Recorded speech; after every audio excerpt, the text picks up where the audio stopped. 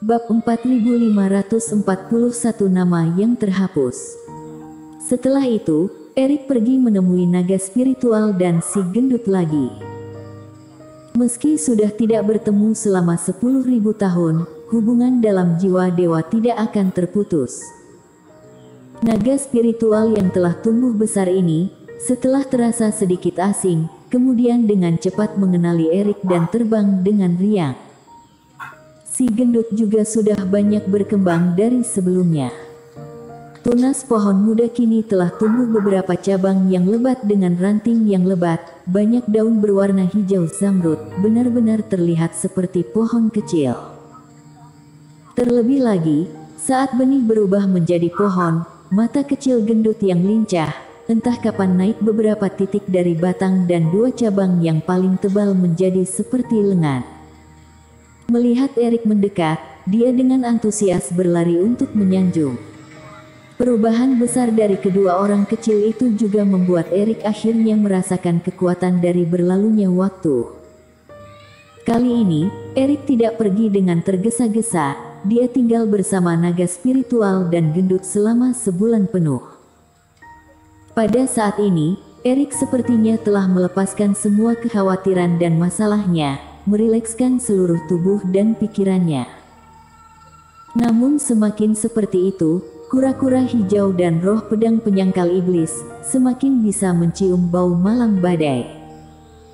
Sebulan kemudian, Erik kembali ke ruang pemurnian obat, dengan hati-hati menggambar ulang semua nama di kehampaan. Erik, apakah kamu punya anggur? Melihat Erik hendak pelatihan tertutup lagi, kura-kura hijau tiba-tiba bertanya. Dua senior, mau minum? Kalian tidak main catur lagi? Erik terkejut. Tiba-tiba terpikir oleh dia, saat bangun setelah pelatihan tertutup, mereka berdua tidak sedang bermain catur. Meskipun kamu menyediakan banyak permainan catur, tapi karena waktu sudah berlalu terlalu lama, kami berdua sudah bosan memainkannya. Kura-kura hijau menyeringai.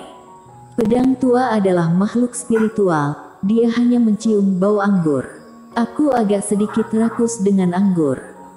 Anggur ada, tapi kalau senior meminumnya, mungkin tidak cukup. Menyerahkan tas penyimpanan tebal kepada kura-kura hijau, Erik sedikit tersenyum. Meskipun dirinya sudah mulai bersiap untuk pertempuran akhir, setidaknya jika dihitung dari dunia luar itu selama 1000 tahun, jumlah anggur tidak cukup untuk diminum oleh kura-kura hijau.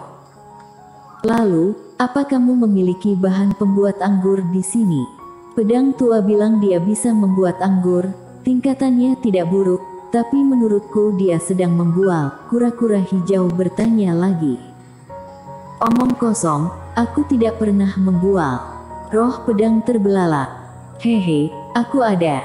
Sepertinya lain kali aku keluar pelatihan, aku bisa mencicipi anggur terbaik dari senior pedang. Setelah mencari, Erik menyerahkan tas penyimpanan kepada roh pedang penyangkal iblis dan berkata sambil tersenyum. Selanjutnya, Erik mulai berlatih lagi. Tapi kali ini, lebih ke persiapan daripada pelatihan tertutup. Pada saat yang sama, dia juga menunggu pematangan buah peri persik pipi. Lagi pula, jika ingin menggunakan kekuatan supranatural ketiga dan menerobos alam fase penilaian 3 penurunan, buah peri persik pasti menjadi prioritas utama. Dan begitulah, 100.000 tahun lagi berlalu di ruang pemurnian obat. Buah spiritual persik pipih telah sepenuhnya menjelma menjadi buah peri persik pipih dan telah berkembang menjadi matang. Saat ini, kurang 1 poin tidak boleh, lebih 1 poin juga tidak baik. Sudah mau mulai.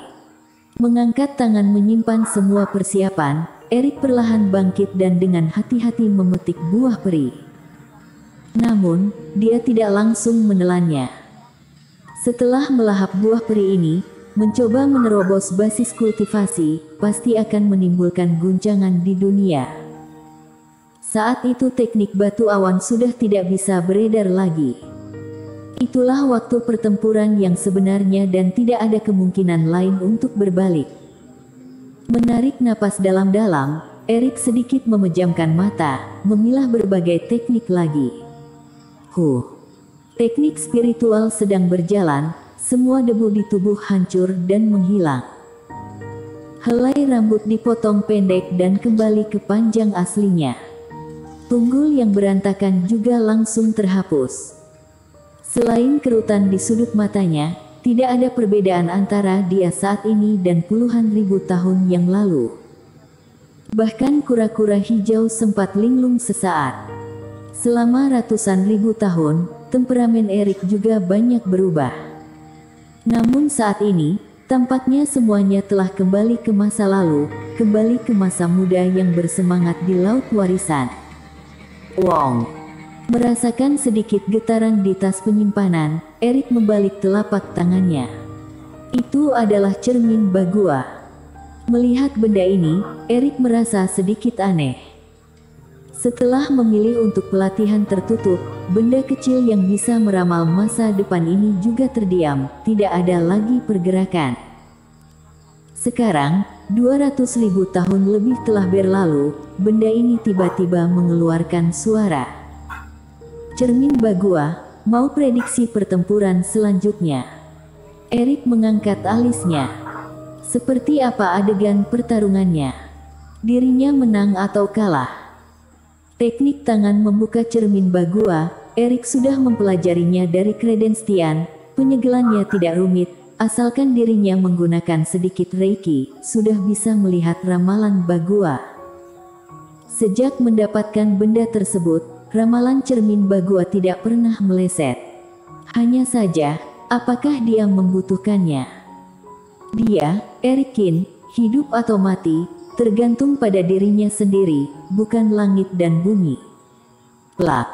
Di bawah tatapan kaget kura-kura hijau dan roh pedang penyangkal iblis, Erik mengerahkan sedikit kekuatan dengan jari-jarinya, benda misterius itu langsung muncul retakan dan hembusan napas menyebar. Dengan lompatan, Erik melayang di udara, melihat nama-nama yang telah dia ukir di kehampaan dengan tangannya sendiri. Rain, kepala suku Li. Hari ini, aku membalaskan dendam kalian. Erik bergumam, perlahan menghapus setiap nama. Setiap kali satu terhapus, senyum mereka muncul di benak Erik. Setiap kali satu dihapus, kemarahan dan niat membunuh di hati Erik meningkat. Pada akhirnya, hanya tersisa dua kata terakhir di kehampaan, yang tidak dihapus oleh Erik. Pulang rumah. Pulang rumah. Erik mengulanginya dengan sungguh-sungguh, lalu tiba-tiba tersenyum dan menatap roh pedang dan kura-kura hijau. Senior pedang, biarkan aku cicipi rasa anggurmu. Roh pedang penyangkal iblis masih memasang ekspresi tenang, melambaikan sebotol anggur ke Erik. Tanpa mencari peralatan apapun, Erik langsung membuka segel dan menelannya. Anggur yang enak. Menyeka mulutnya, Erik membalikkan tangannya dan mengeluarkan buah suci dan menelannya dalam sekali teguk. Abu kembali ke abu, tanah kembali ke tanah. Tobi, ayolah. Dunia luar berusia 25.000 tahun. Memegang segel Raja Dewa Bintang di tangan, Tobi telah mencar di lautan warisan 3 putaran. Sementara itu, Evan masih menghancurkan semua yang terlihat. Hanya saja mudah untuk mengatakan mengubah semua yang terlihat menjadi bubuk, tetapi kenyataannya sangat sulit. Pulau tidak mengapung di laut, tetapi terhubung ke dasar laut. Sangat mudah untuk menghancurkan sebuah pulau, tetapi menghancurkan seluruh pulau, bahkan dasar pulau itu dan bahkan laut dalam di area ini sangat sulit. Dalam ribuan tahun awal, Evan juga secara pribadi mengambil tindakan, memimpin dan mengirim pelayan darah. Tetapi setelah sekian lama, terutama merasa tulang iblis dan jiwa iblis Tobi telah terintegrasi dengan sempurna, Evan bahkan kehilangan sebagian besar pikirannya. Sekarang dia setiap hari duduk bersila di sebuah pulau, menghabiskan waktunya. Pada hari ini, saat Evan sedang menatap langit dengan mati rasa, Tiba-tiba, dia merasakan tanah di bawahnya tampak sedikit bergetar. Sebelum dia bereaksi, dia merasakan gelombang di antara alisnya. Itu adalah tanda peringatan dari jaring darah, mengingatkannya bahwa ada fluktuasi Reiki yang kuat di sekitarnya. Bersambung.